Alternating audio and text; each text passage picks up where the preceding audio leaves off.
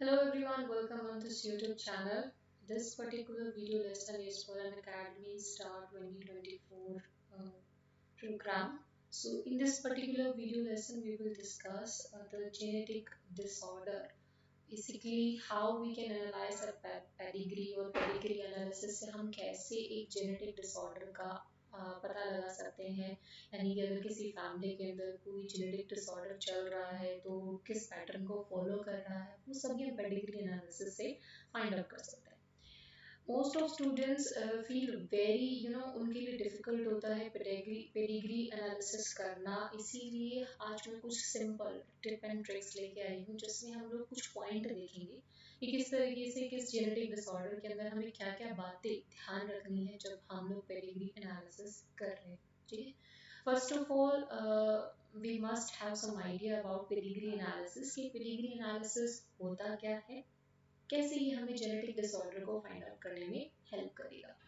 सो pedigree analysis मतलब हमारे पास कोई भी एक पर्टिकुलर ट्रेट है, अगर वो जनरेशन टू जनरेशन किसी पैटर्न को फॉलो कर रहा है और हमें फाइंड आउट करना है उसका मेजर कोर्स, तो हमें उस पूरी फैमिलियल चार्ट को ऑब्जर्व करना पड़ेगा और वो हम लोग पेडिग्री एनालिसिस के थ्रू करते हैं।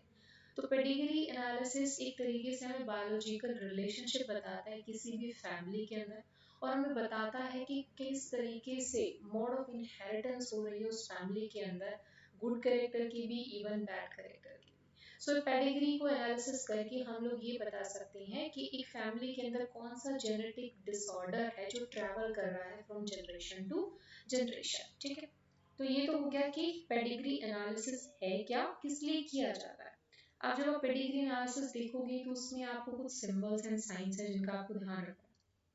ये बेसिक से साइंस है, इनको आप बस ध्यान रखिए, आपके एनसीईआरटी की बुक के अंदर ऑलरेडी गिवन है।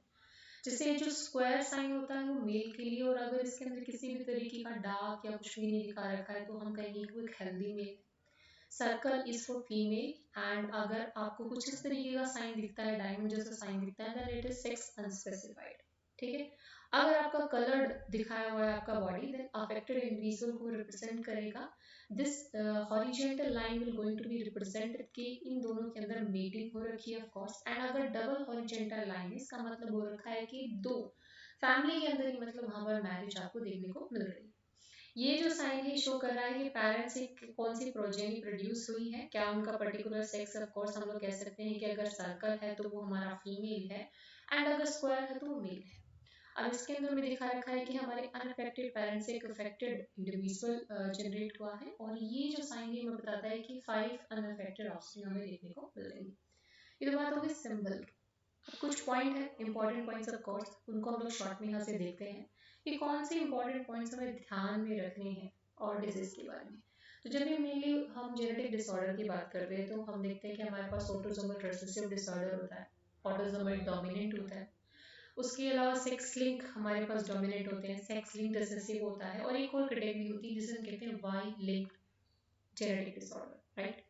तो सबसे पहले बात करते हैं ऑटोसोमल्स। ऑटोसोमल में हमारे पास रिसेसिव हो सकता है, सेकंड कैटेगरी डोमिनेंट हो सकती है।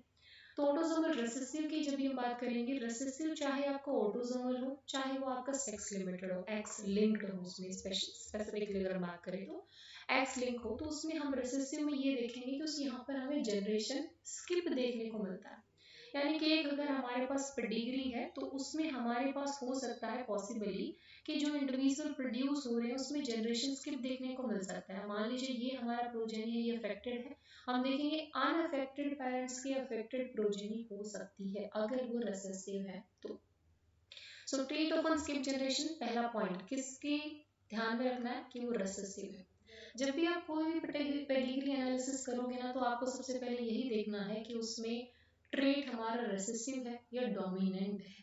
अगर उसमें जनरेशन स्किप हो रहा है इट मींस वो रिसेसिव है, और अगर उसमें जनरेशन स्किप नहीं है तो वो डोमिनेंट ट्रेट होगा। ठीक है, तो उसके बाद हम फाइंड आउट करेंगे कि वो ऑटोसोमल है या वो एक्स लिंक्ड है। तो ऑटोसोमल के लिए हमने सबसे पहले कहा कि almost equal number of affected mail and female होंगे। अगर हम ऑटोसोमल रिसेसिव की बात करते हैं तो number of affected males and females is going to be equal.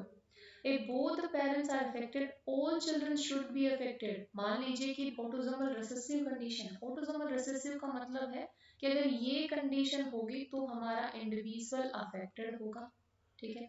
लेकिन अगर ये कंडीशन या ये कंडीशन रहती है तो इस कंडीशन में हमारा जो इंडिविजुअल है वो अनअफेक्टेड रहेगा।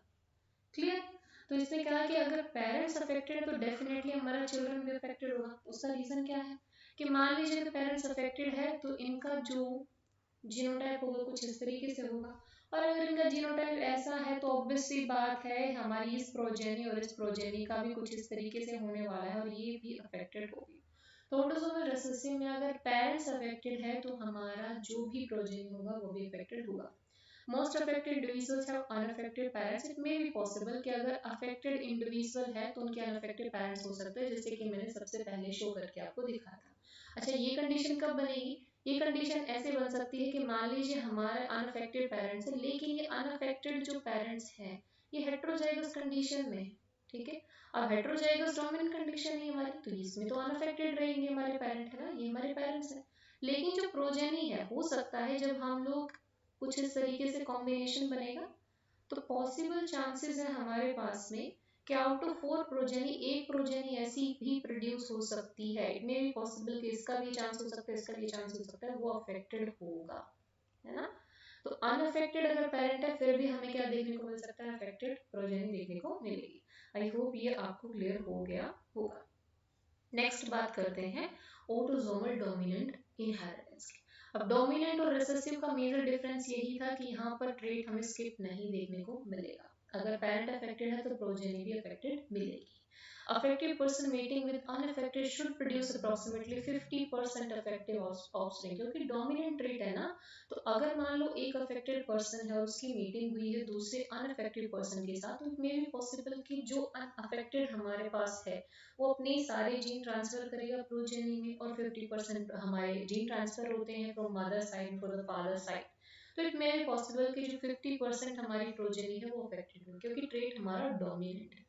Distribution of the trait among sexes should be almost equal, कि सेक्सेस के अंदर इस तरीके से हमें अलग नहीं देखने को मिलेगा, मेल एंड फीमेल इक्वली हमारे अफेक्टेड होंगे। Transmitted by either sex, male से भी ट्रांसमिट हो सकता है और फीमेल से भी ट्रांसमिट हो सकता है। आई होप आपको ये समझ में आया। अब बात करते हैं सेक्स लिंक्ड रिसेसिव इनहेरिटेंस होता है। सेम वही, अगर रिसेसिव है तो ऑब्वियस सी बात है हमारा जनरेशन स्किप हमें देखने को मिल सकता है, बट ये 100% सच नहीं होता कि जनरेशन स्किप मिलेगा तो रिसेसिव ही होगा। सम टाइम रिसेसिव के अंदर जनरेशन स्किप हमें देखने को नहीं भी मिलता, ठीक है। उसके कुछ रीजंस होते हैं, वो हम लोग जब फर्दर आप हायर स्टडी के लिए जाओगे तब आपको समझ में आएगा इसमें क्यों होगा। अभी हम sex link x link recessive inheritance की बात करते हैं। यहाँ पर हमें क्या देखने को मिलता है? मोस्ट अफेक्टेड इंडिविजुअल्स हमारे पास मेल्स होते हैं, क्योंकि एक्स लिंक है और रिसेसिव है। तो आप देखोगे कि जो मेल होता है उस मेल के पास तो सिर्फ एक ही एक्स क्रोमोसोम होता है, और ये हमारा मदर से आ रहा है। तो अगर इसके पास एक एक्स क्रोमोसोम मदर से आया और मदर हमारी कैरियर भी हुई, उस कंडीशन में भी ये अफेक्टेड होगा, राइट। उस कंडीशन में भी अफेक्टेड, तो मोस्टली इसमें जो इंडिविजुअल्स मेल्स होते हैं वो अफेक्टेड होते हैं। Affected male result from mother who are affected or who are known to be carrier। अगर मदर यहाँ पर हमारी मदर की कंडीशन ऐसी रहती है या हमारी मदर ऐसी है, तो इस कंडीशन में हमारी मदर अनअफेक्टेड है। अगर वो अनअफेक्टेड है तो इस कंडीशन में पॉसिबल चांसेस है कि जो मेल होगा वो भी अनअफेक्टेड होगा। लेकिन अगर हमारी मदर अफेक्टेड और अगर हमारी मदर कैरियर हुई, ये कंडीशन है हमारे पास में कैरियर और ये है हमारे पास में अफेक्टेड, तो दोनों ही कंडीशन में पॉसिबल चांसेस है कि जो प्रोजेनी होगा वो हमारा अफेक्टेड होगा। और मेल के इसमें अफेक्टेड होने के चांसेस 100% होते हैं, और जो फीमेल होती है उसमें 50%, अगर हमारी फीमेल अफेक्टेड है तो। The son of affected female should be affected, अगर हमारी फीमेल अफेक्टेड है तो उसके सन भी अफेक्टेड होंगे, जो मैंने अभी आपको बताया। क्लियर। अब हमारे पास दो और कैटेगरी बचती है जिसे हम कहेंगे सेक्स लिंक डोमिनेंट इनहेरिटेंस और वायलेट। तो डोमिनेंट इनहेरिटेंस में सबसे पहली बात की जनरेशन स्किप देखने को नहीं मिलेगा। Affected male must come from affected mother, अगर मदर अफेक्टेड है तो मेल भी अफेक्टेड होगा ही होगा। Approximate half the children of an affected heterozygous females are affected, कि अगर फीमेल हमारी हेट्रोजाइगस है तो उसके half children either it is male और फीमेल वो अफेक्टेड होंगे। Affected female come from affected mother और father and all the daughter but none of his son of an affected father are affected, क्योंकि आपको पता है ना कि हमारे पास क्रिस क्रॉस हमें देखने को मिलता है। जो एक्स क्रोमोसोम है वो जो हम लोग कहेंगे कि जो फीमेल चाइल्ड होती है हमारे पास, उसके पास जो एक्स क्रोमोसोम आता है वो एक हमारा मदर साइड से आता है, एक हमारा पैटर्नल साइड से होता है और एक हमारा मैटरनल साइड से होता है। लेकिन जब हम करते हैं बात मेल चाइल्ड की, तो एक इसमें जो एक्स क्रोमोसोम है ये हमारा कहाँ से आएगा? ऑफ कोर्स ये मैटरनल साइड से आएगा। तो अगर मैटरनल साइड से यानी कि मदर अफेक्टेड है तो डेफिनेटली हमारा मेल अफेक्टेड होगा ही होगा। क्लियर? लास्ट हम लोग देख लेते हैं Y linked inheritance. Y link, क्योंकि ये हमारे वाई क्रोमोसोम से लिंक होती है, तो ये सिर्फ और सिर्फ मेल को अफेक्ट करता है। Affected male have always an affected father and all sons of an affected man are affected. तो अगर आपको किसी भी पेडिग्री के अंदर सिर्फ मेल ही हमारे पास अफेक्टेड देखने को मिल रहा है, तो उस कंडीशन में हम कह सकते हैं कि वो वाई लिंक इनहेरिटेंस को शो कर रहा है। ठीक है, अब एक एग्जांपल ले लेते हैं इसको समझने के लिए, ऑफ कोर्स। ठीक है, यस। तो हम इस पेडिग्री को देखते हैं। इस पेडिग्री को, जब भी हम किसी पेडिग्री को सॉल्व करना है तो हमें कैसे स्टेप बाय स्टेप चलना है वो मैं आपको बताती हूँ। हमें पेडिग्री सॉल्व करना है तो सबसे पहले हमें देखना है कि हमारे पास क्या जनरेशन स्किप हो रहा है। इसमें जनरेशन स्किप है यानी कि अफेक्टेड पेरेंट है, उनसे अफेक्टेड चाइल्ड प्रोड्यूस हो रहा है, देन अफेक्टेड पेरेंट है, देन अफेक्टेड चाइल्ड, यानी कि नो जनरेशन स्किप। इसका मतलब ये जो ट्रेट है ये कैसा है? डोमिनेंट है। पहली क्लियर बात हो गई। अब हमें देखना है क्या ये ऑटोसोमल है, क्या ये एक्स लिंक है। एक सेकेंड, यस, हमें देखना है कि क्या ये ऑटोसोमल है या ये एक्स लिंक है, राइट। तो अगर ये हमें अब सबसे पहले अब ऑटोसोमल एक्स लिंक देखना पड़ेगा। अगर ये एक्स लिंक होता तो इट मे बी पॉसिबल कि जो मदर है उससे हमारे सन में जाना चाहिए और जो मदर है उससे सन में जाना चाहिए। लेकिन यहाँ हम देख पा रहे हैं कि यहाँ पे मदर से मदर के अंदर डिजीज ट्रांसमिट हो रहा है, तो ये हमारा क्या है? एक्स लिंक तो नहीं है, यानी कि अब भी क्या हो गया? ऑटोसोम। तो हमने सिंपली ऐसे ही ऑब्जर्व कर लिया कि ये हमारा जो डिजीज है कौन सा है? ऑटोसोमल डोमिनेंट है। अब ऑब्वियसली बात है वाई लिंक तो ये हो नहीं सकता। क्यों नहीं हो सकता? क्योंकि मेल से मेल में ट्रांसमिशन, जब वाई लिंक तो हमारा तब होता है जब सिर्फ और सिर्फ मेल अफेक्टेड हो, लेकिन यहाँ पर सिर्फ एक ही मेल अफेक्टेड है। ठीक है, तो ऐसे आपने फाइंड आउट कर लिया कि किस तरीके से पेडिग्री को हमने एनालिसिस करना है। आई होप ये वीडियो आपके लिए हेल्पफुल रहा होगा। आप पेडिग्री को सॉल्व करिए, इन पर्टिकुलर पैटर्न को रीड करिए, देन सॉल्व करके देखिए। I'm damn sure कि आपके क्वेश्चन आराम से सॉल्व हो जाएंगे। If you like this video, please hit the like button, subscribe my channel.